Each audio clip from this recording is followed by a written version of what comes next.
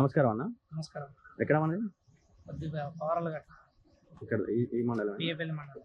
Okay అన్న, ఇప్పుడు కాంగ్రెస్ ప్రభుత్వం గురించి ఎట్లా ఉంది?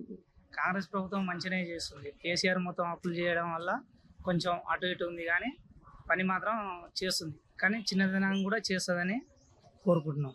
ఓకే, ఉచిత పథకాల గురించి ఎట్లా ఉంది ఇప్పుడు? పథకాలు అయితే ఇప్పుడు పెట్టిన పథకాలు రెండు, ఇప్పుడు సన్న బియ్యం అనుకో, రేషన్ బియ్యం, ఇండ్లు, ఇందిరమ్మ ఇండ్లు, ఇవన్నీ చాలా మంచిగా ఉన్నాయి. రాజీవ్ యువ వికాసం ఉంది రేపు యూత్ పోరళ్ళకి అందరికి, అది కూడా చాలా ఉంది. లేడీస్ కి ఆర్టీసీ బస్సు ఫ్రీగా ఉంది. చాలా పథకాలు మంచిగానే ఉన్నాయి.